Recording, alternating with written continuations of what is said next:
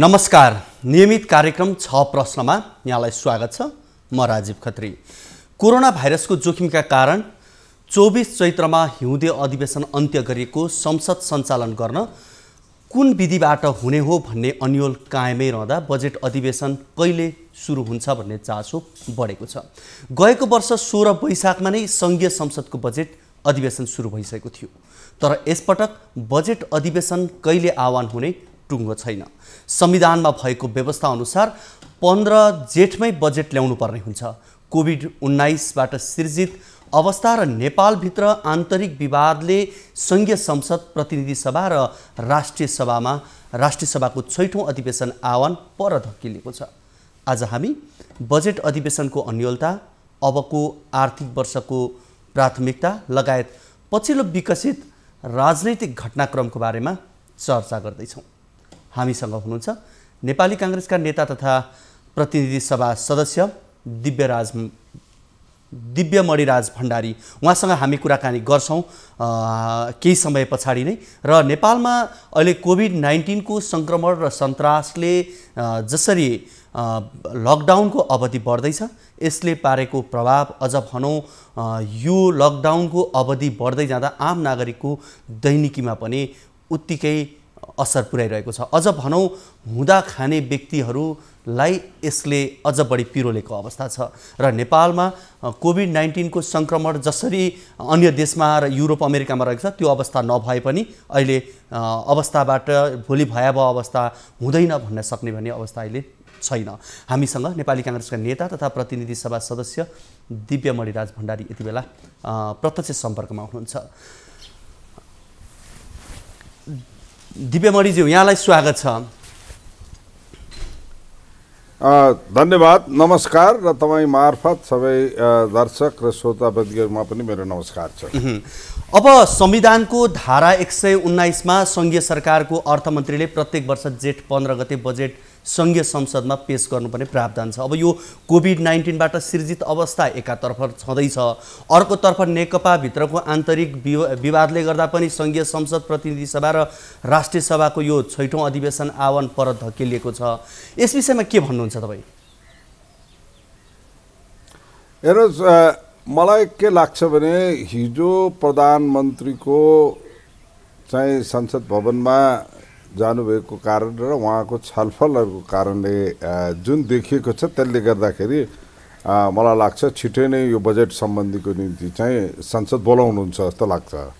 अब बोलाउनु भएन, उहाँहरूको आन्तरिक कारणले गर्दाखेरि चाहिँ यो कोभिड-19 कै एक्सक्युज देखाएर चाहिँ तपाईँको अध्यादेशबाट पनि आउन सक्छ। अल्टरनेटिभ दुइटै छ र मलाई के लाग्छ भने अहिलेको अभ्यास र अहिलेको जुन परिस्थितिले गर्दाखेरि चाहिँ उहाँहरूको आन्तरिक राजनीतिभन्दा पनि राष्ट्रिय अन्तर्राष्ट्रिय राजनीतिको परिस्थितिले गर्दाखेरि चाहिँ मलाई चाहिँ विश्वास के लाग्छ भनेदेखि संसद बोलाइन्छ र बजेट चाहिँ संसदमा नै पेश हुन्छ भन्ने मलाई विश्वास लाग्छ।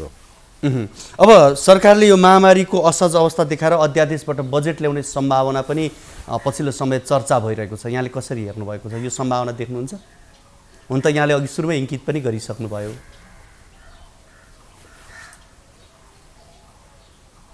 हजुर, मलाई सुन्नुभयो यहाँले?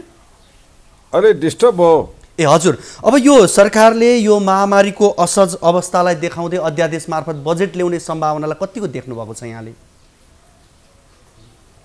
अब मैले तपाईँलाई अघि नै भनिहालेँ, दुवै किसिमको सम्भावना देखिन्छ हेर्नु, होइन?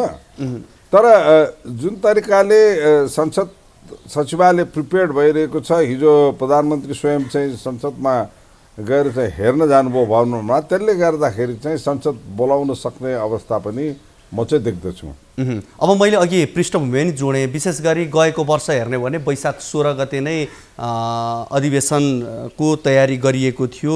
त्यति बेला सुरु गरिसकेको थियो। यति बेला हेर्ने भने कोरोनालाई परास्त गर्न आवश्यक पर्ने रणनीति तय गर्न र सरकारको कमी कमजोरी केलाएर अब सुधारका लागि सहयोग गर्नुपर्ने प्रदान गर्न, अझ भनौँ सरकारले ल्याएको अध्यादेशभित्रको नियतको विषयमा पनि विश्लेषण गर्नुपर्ने अवस्थामा संसद सुरु भएको छैन भने यसले कतिको अब तत्काल अधिवेशन मार्फत नै पूर्ण बजेट आउँछ भन्ने विश्वास गर्न सकिन्छ?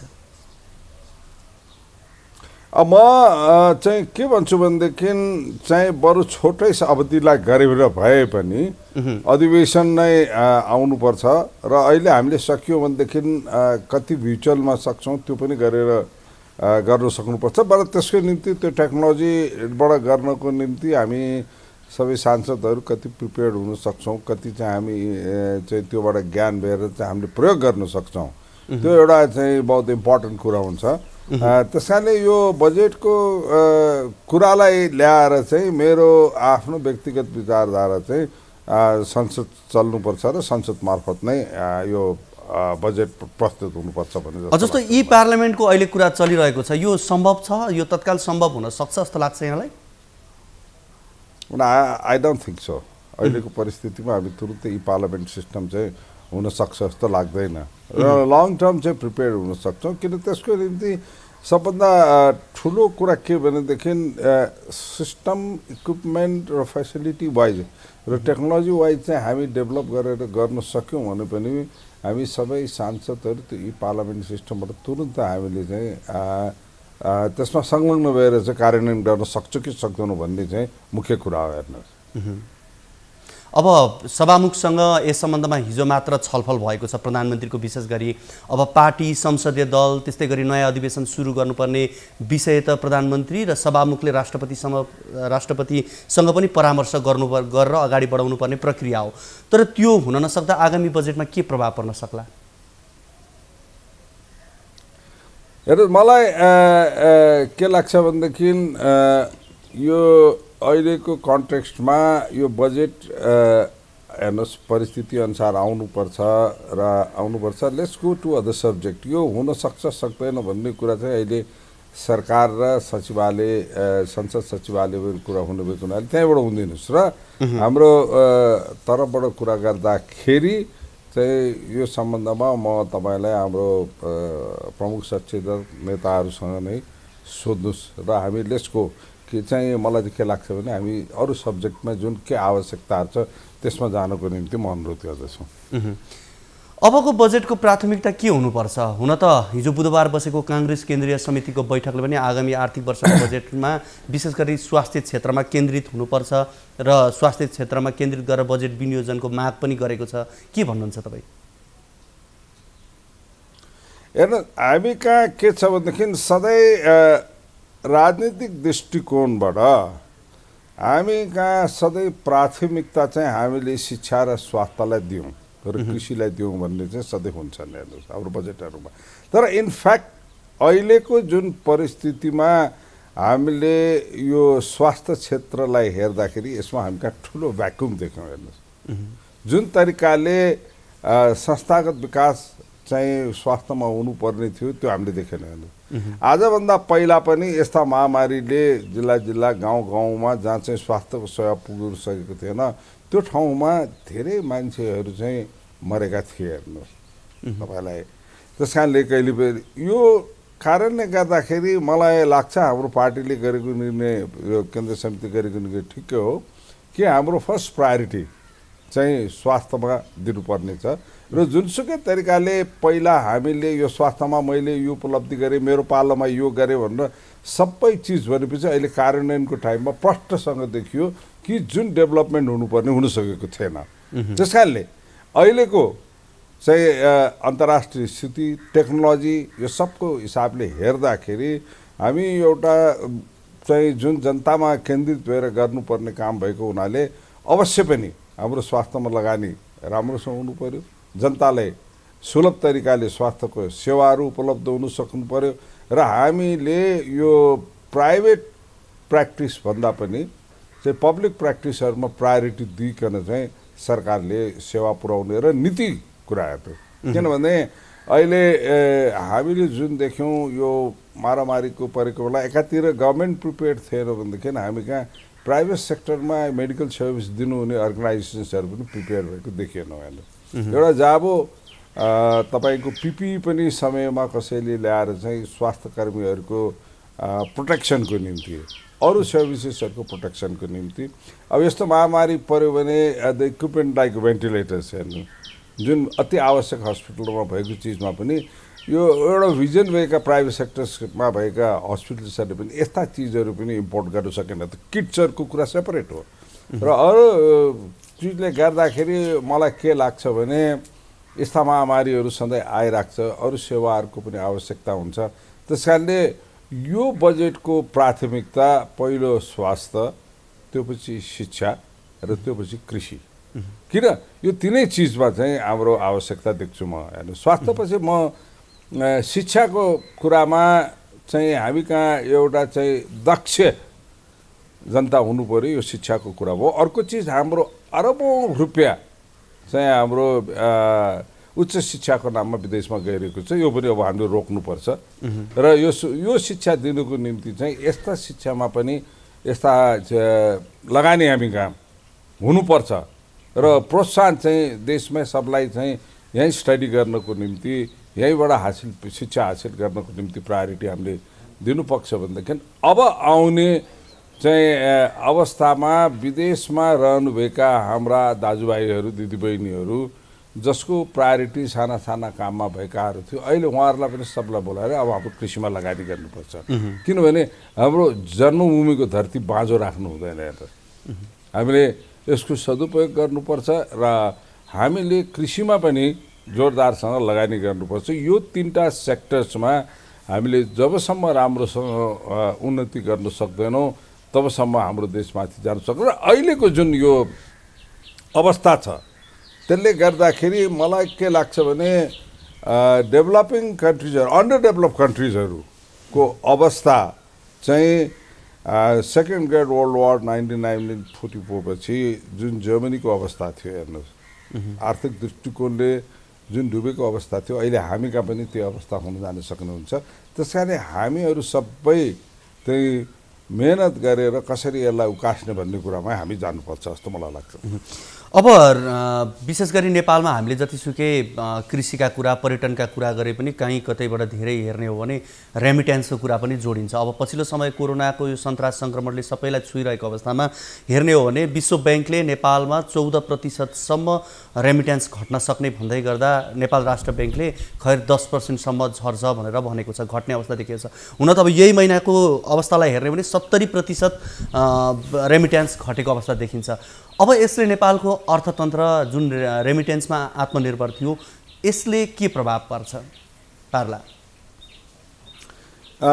मैले यसबारेमा सधैँ भन्न आइरहेको छु हामीका डेभलपमेन्ट बेस्ड इकोनोमी भन्दा पनि हामीले माल सामान इम्पोर्ट गरेर र माल सामान इम्पोर्ट गरेकोमा भंसार लगाएर चाहिँ तपाईको आम्दानी गरेर राज्य सञ्चालन गर्ने हामीका प्रथा चल्यो हेर्नुहोस् र अहिलेको परिस्थिति हामी द्वन्द्वकालदेखि अहिलेसम्मको परिस्थिति हेऱ्यो भनेदेखि हामीलाई इकोनोमिकली ठानेर राखेकै तपाईको रेमिटेन्स र तपाईको चाहिँ फरेन एडको कुरा हो हेर्नुहोस् अब रेमिटेन्स पनि घट्छ हेर्नुहोस् अब फरेन एड पनि हाम्रो घट्छ त्यसकारणले गर्दाखेरि एउटै उपाय के हुन्छ भनेदेखि देशमै उत्पादन बढाउने हिजो हामी फ्री मार्केट इकोनोमीको पछि लाग्यो 1990 पछि जुन चाहिँ इन्डिया र चाइनामा पनि फ्री मार्केट इकोनोमीको आएपछि हामीले पनि केही नकल गर्न खोज्यौँ र हामीले केही चिजमा यसमा उपलब्धि पनि हासिल गर्न सक्यौँ तर अब हामी कहाँ चाहिँ अहिलेको परिस्थितिमा हामी मात्र होइन धेरै डेभलपिङ कन्ट्रिजहरू र अन्डर डेभलप कन्ट्रिजहरूले चाहिँ फ्री मार्केट इकोनोमी जुन तरिकाले अहिले अन्तर्राष्ट्रिय दृष्टिकोणले भइरहेको छ त्यो तरिकाले हामी बाँच्न सक्छौँ जस्तो मलाई लाग्दैन त्यसकारणले हामीले सर्टेन रेस्ट्रिक्सन्सहरू चाहिँ इकोनोमीमा गर्नुपर्छ र यो हाम्रो नियम कानुनहरूको हरूमा चाहिँ के परिवर्तन ल्याउनुपर्छ र सर्वप्रथम त म के गर्छु भनेदेखि हामीले हाम्रो जीवनयापनहरू सबैले चाहिँ हामीले सरलतामा ल्याउनुपर्छ हेर्नु हामीले राष्ट्रपतिदेखि लिएर सबै सरकारी क्षेत्रमा हुने नै पनि खर्च कटौतीको कुरा गर्नुपर्छ भनेदेखि निजी क्षेत्रमा बस्नुहुने विलासी जीवन बिताउनु हुने सबैले पनि आफ्नो खर्च कटौतीको काम गर्नुपर्छ किनभनेदेखि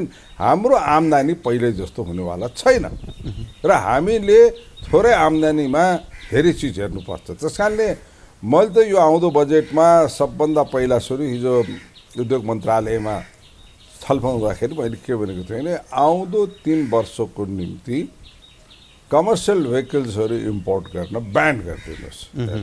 किनभनेदेखि यो गाडीहरूमा बढ्ता इम्पोर्ट भएर नेपालले धान्नु सक्ने, हाम्रो आम्दानीको अर्थतन्त्रले धान्नु सक्ने भन्दा पनि धेरै लग्जरियस गाडी चढ्ने व्यक्तिहरू पनि भएन।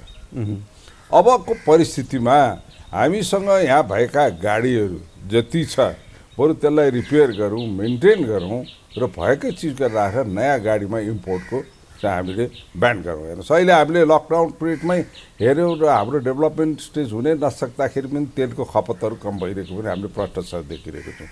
त्यस्तै हामी के भन्छ, म त अर्को के सल्लाह दिन्छु भनेदेखि हामीले यो लग्जरियस इम्पोर्टेड अल्कोहलहरू, रक्सीहरू सब ब्यान गरौँ। यसको पनि अहिले काम छैन। कस्मेटिक्सहरू ब्यान गरौँ। तपाईँको अर्को भेरी हाई एक्सपेन्सिभ ग्याजेट्सहरू, हामीका धेरै महँगो मोबाइल्सहरू आउँछ, यस्ता तपाईँका जुन टेक्नोलोजिकली आवश्यकता परेको ग्याजेट बाहेक अरू ग्याजेट्सहरूको पनि इम्पोर्टमा हामीले ब्यान गरौँ। र हामी कहाँ यो महँगो लुगा ल्याउने, महँगो जुत्ता ल्याउने यस्ता चिजहरू चाहिँ जुन यो विलासी सामानहरू सबैको निम्ति ब्यान गरेर त्यो पैसाहरू हामी चाहिँ विकास हुने कुरा चिजमा हामीले एग्रिकल्चर प्रडक्टको निम्ति चाहिँ डेभलप गर्नु सक्ने हाम्रो चाहिँ नयाँ इक्विपमेन्ट्सहरूको कुरा छ। हामी चाहिँ साना उद्योगहरू चलाउन सक्ने, साना व्यवसायहरू गर्न सक्ने चिजमा सक्छ। जस्तो अहिले अब हामीले सरकारले र देशले प्रायोरिटी हामीले दिनुपर्ने कस्तो छ भनेदेखि जनतालाई केन्द्रबिन्दु हामी राख्दाखेरि निम्न आय वर्ग, चाहे त्यो मजदुर होस्, चाहे त्यो micro SME small medium enterprises भएका संस्थाहरू होस् या एसएमई होस्, साना तथा मझौला संस्थाहरू होस्, यस्ताहरूमा हामीले लगानी बढाउनुपर्छ भने हामी कहाँ विदेशबाट अब जति हाम्रा दाजुभाइ दिदीबहिनीहरू आउनुहुन्छ, जुन स्किलबाट उहाँहरू आउनुभएको छ त्यो स्किल अनुसार चाहिँ यहाँ उत्पादन गर्नको निम्ति, त्यो स्किल अनुसार चाहिँ यहाँ काम गर्न सक्नको निम्ति त्यो क्षेत्रमा लगानी गर्नुपर्छ। र अहिलेको प्रष्टसँग लगानी गर्न सक्ने देशले हामीसँग भएका सम्पत्तिलाई उपयोग गरेर गर्न सक्ने भनेको कृषि क्षेत्र हो। हेर्नु सँगसँगै हामी कहाँ स्किल भएका चिजहरू चाहिँ अब हामीले हेर्नुहोस्, हामी कहाँ कपडाको उत्पादन बढाउनु पर्छ। हामी कहाँ सानो भएको अहिले यत्रो हामी कहाँ हेर्नुहोस् रेडिमेड गार्मेन्ट्सहरू सबै हामी कहाँ विदेशबाट आउँथ्यो। यो रेडिमेड गार्मेन्ट्सहरूको सब्स्टिट्युट गरेर नेपाललाई चाहिने जुन तरिकाको छ हामीले गर्न सक्नुपर्छ। भनेपछि जे हामीले हाम्रो आवश्यकता भएका चिजहरूलाई एउटा कम्पिटिटिभ रेटमा प्रोडक्सन गर्न सक्ने हिसाबले देशमा गर्नुपर्छ र यो सेक्टरमा लगानी गर्नुपर्छ। अब यो बजेटको सन्दर्भमा हामीले थोरै कुराकानी गऱ्यौँ। हामी अब यो समय पनि आधा घन्टा मात्रै भएकोले हामी यसलाई अझ समय दिन सक्थ्यौँ, अझै हामी धेरै कुराकानी गर्न सक्थ्यौँ, खैर त्यो दिन सकेन। तर पनि मैले अन्त्यमा फेरि मैले यहाँसँग एउटा जिज्ञासा राखेँ। विशेष गरी अहिले यो लकडाउनको अप्ठ्यारो परेको अवस्थामा नागरिकलाई राहत उपलब्ध गराउने काममा प्रभावकारी नभएको र स्वास्थ्यकर्मीलाई यो पिपिए लगायतका अत्यावश्यक सामग्रीको अभाव भएको भन्ने कुरामा विशेष गरी काङ्ग्रेसले कुरा उठाउँदै आएको छ। र यो विषम परिस्थितिमा प्रतिपक्षको भूमिका आर्फ मात्रै सीमित हुने हो कि अन्य रचनात्मक भूमिका पनि हुन सक्ने हो? मैले अन्तिममा र संक्षेपमा मैले यो जिज्ञासा यहाँसँग राखेँ। हेर्नुहोस्, तपाईँलाई म के भन्छु भनेदेखि किचलो सब ठाउँ हुन्छ होइन। हाम्रो प्रतिपक्ष पार्टीहरूमा पनि कतिपय कुरा नमिल्ने कुराहरू हामीले देखिआएको छौँ। जबसम्म राष्ट्रको जहाँसम्म राष्ट्रको अप्ठ्यारो परेको कुरा छ, यो लकडाउनको कुरा गर्नुभएको छ, यो लकडाउन कुरा गर्दाखेरि जुन प्रतिपक्षको रोल छ यो बिरलै पाइन्छ जहाँ पनि। हेर्नुहोस्, हामीले यति राम्रोसँग नेपाली कङ्ग्रेसले यो तपाईँको राहत वितरण गर्नेदेखि लकडाउन पिरियडकोमा सरकारलाई सहयोग गर्ने काम यति हामीले गरेको छौँ, मलाई लाग्छ नेपालको इतिहासमा अरू कुनै प्रतिपक्षले यसरी गरेको छ जस्तो लाग्यो। सुरुमै जब यो पिरियड सुरु भइसकेपछि हाम्रो पार्टीका सभापतिहरूले, हाम्रो पार्टीका नेताहरूले जसरी पनि यो कोरोना भगाउँ र करुणा ल्याउँ भन्ने नीति राखेर चाहिँ हामीले धेरै कामहरू गऱ्यौँ। तपाईँलाई म एउटा इक्जाम्पल दिन्छु कि जुन दिन सरकारले चाहिँ यो कोरोनाको यो भगाउनुको निम्ति एउटा आर्थिक कार्यक्रम ल्याउँ र त्यो आर्थिक कार्यक्रम गर्नको निम्ति चाहिँ सबबाट चाहिँ पैसा आह्वान गर्दाखेरि म नेपाली काङ्ग्रेसको सांसद, मैले सबभन्दा पहिला सुरु पैसा बुझाएर मैले पनि आह्वान गरेँ। हाम्रो पार्टीले इमिडिएट भोलिपल्ट चाहिँ 50 लाख रुपियाँ दिने चाहिँ घोषणा गर्थ्यो। त्यस्तै हाम्रो सांसदहरूले चाहिँ आधा महिनाको तलब दिने घोषणा गर्थ्यो। यस्ता गरिकन चाहिँ धेरै चिजहरूमा तपाईँको इकाइमा गाउँमा तपाईँको नगरपालिकाहरूमा तपाईँहरूको अहिले अप्ठ्यारो परेको ठाउँमा नेपाली काङ्ग्रेसले सधैँ चाहिँ जनताको हितमा हेरेर, किन हामी जनप्रतिनिधि भइसकेपछि पार्टी भइसकेपछि खालि सत्ताको कुरा होइन कि जनताको हितमा हामीले के गर्नुपर्छ, जनताको सेवामा गर्नुपर्छ भावना नेपाली काङ्ग्रेसको सबै कार्यकर्तामा भएको कारणले गर्दाखेरि हामीले जनता सेवामा मात्र लागिरहेको छौँ र जनताको सेवामा काममा भइरहेको छ। आज तपाईँहरूले कम्पेरिटिभ गरेर हेर्नुहोस् एज ए मिडियावाला कि राज्यभरि चाहिँ कुन पार्टीका कार्यकर्ताहरू बेसी एक्टिभ छन्, यो राहतको कुरामा हेर्नुहोस्, दिल खोलेर कसले सहयोग गरिरहेको छन् हेर्नुहोस्। त्यसैले हामी के चाहन्छौँ भने यो रोगले गर्दाखेरि महामारी पर्यो र जनता रहेन भने पार्टी पनि रहँदैन, हेर्नुहोस्, देश पनि रहँदैन। त्यसैले हाम्रो केन्द्रबिन्दु भनेको जनता हो, त्यसले जनताको सेवामा हुनुपर्छ भन्ने हाम्रो कुराहरू हो र त्यो कार्य चाहिँ नेपाली काङ्ग्रेसले गरिरहेको म स्पष्टसँग भन्छु र यसबारेमा हाम्रो कुनै द्विमतको कुराहरू छैन। यस समयमा हाम्रो झगडाको कुरा पनि छैन, यस समयमा सबै मिलेर जानुपर्छ भनेर पार्टीले हेर्नुहोस्, हिजो केन्द्र समितिको बैठक पनि अरू पार्टीले गर्नुहुन्छ, हिजो केन्द्र समितिको बैठक पनि गर्यो। हामीसँग भएका विज्ञहरूसँग छलफल गरिरहेको छ। पार्टी सभापति विभिन्न कार्यकर्ताहरू र विभिन्न पदाधिकारीहरूसँग बसेर छलफल गरिरहनु भएको छ। तपाईँहरू चाहिँ यो सोसियल मिडियाबाट नै देख्नुहोस् कि हाम्रा नेता कार्यकर्ताहरूले चाहिँ कति चाहिँ सेवा गरिरहेको छ, आफ्ना भावनाको कुराहरू ठाउँ गएर गरिरहनु भएको छ। उमेर त सबको माथि गइसक्यो नि, रोग त सबलाई होला नि, तर जनप्रतिनिधि भएर बसिसकेपछि जनतामाथि नै जानुपर्ने र जनतालाई नै केन्द्रबिन्दु गर्नुपर्ने भएको हुनाले नेपाली काङ्ग्रेस त्यसैमा लागेर बसिरहेको छ। हस्, यहाँको यो महत्त्वपूर्ण समय र संवादको लागि यहाँलाई धेरै धेरै धन्यवाद। मलाई मौका दिनुभयो, मेरो कुराहरू जनता समक्ष राख्न न्युज 24 मार्फत यहाँले जुन मौका दिनुभयो त्यसको निम्ति पनि म धन्यवाद गर्दै नमस्कार। उहाँ हुनुहुन्थ्यो नेपाली काङ्ग्रेसका नेता तथा प्रतिनिधि सभा सदस्य दिव्य मणिराज भण्डारी। हामी उहाँसँग थप कुराकानी र अन्य छलफल गर्न सक्थ्यौँ, तर हामी समय अभावका कारणले आज यसलाई अन्य समय लम्ब्याउन सकेनौँ। भोलिको कार्यक्रममा हामी नयाँ अतिथि र नयाँ विषयसँग रहेर कुराकानी गर्न आउने नै छौँ। तबसम्मको लागि बिदा दिनुहोस्। हवस् त, नमस्ते।